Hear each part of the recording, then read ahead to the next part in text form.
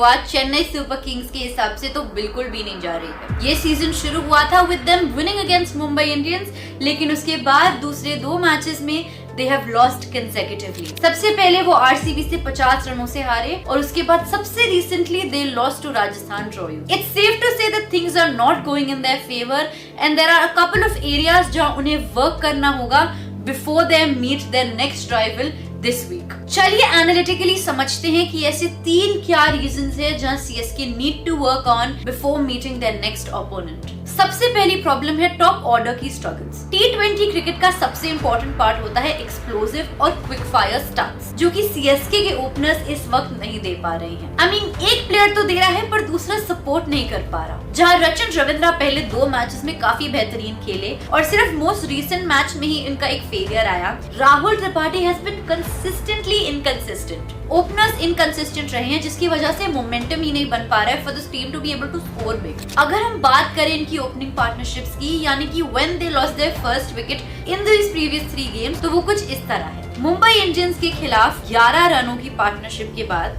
सबसे पहला wicket CSK ने गंवाया। उसके बाद रॉयल चैलेंजर्स बेंगलुरु के खिलाफ ओनली 8 रन्स की partnership before they lost the first wicket, और राजस्थान रॉयल्स का तो शुरू होने से पहले ही खत्म हो गया because Rachin Ravindra was dismissed for a duck. टी20 में जो भी टीम पावर प्ले में डोमिनेट करती है और एक अच्छी स्टार्ट के साथ गेम को शुरू करती है, देयर आर यूजुअल चांसेस कि वो आगे जाकर गेम को और भी ज्यादा एक्सेलरेट कर पाए और अपना स्कोर बढ़ा पाए। लेकिन सिंस सीएसके ये गेम के फर्स्ट लेग में ही नहीं कर पा रही है and they are constantly facing this issue, they are not able to go beyond and explore their full potential. CSK शुरुआत से ही बैकफुट पर रह रही है, जिसकी वजह से मिडिल ऑर्डर बैटर्स को काफी ज्यादा दिक्कत और प्रेशर आ रही है और वो उनकी गेम में भी दिखाई दे रहा है। And that's exactly where we come to the second area of problem, जो है middle order batting problem.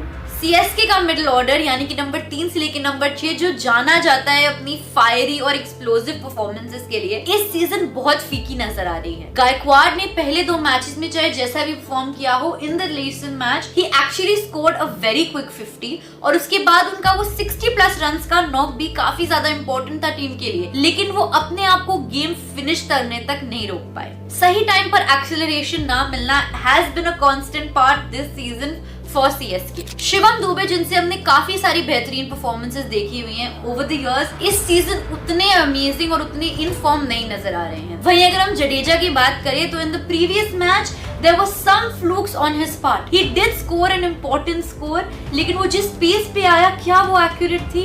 Not to forget IPL's greatest finisher MS Dhoni, जो consistently काफी लास्ट नंबर पर आ रहे, लेकिन कल 7 नंबर पर आके भी he was unable to take the team home। Team को क्विकली अपने ये टॉप ऑर्डर और मिडिल ऑर्डर की कंफ्यूजन को सॉर्ट करना पड़ेगा।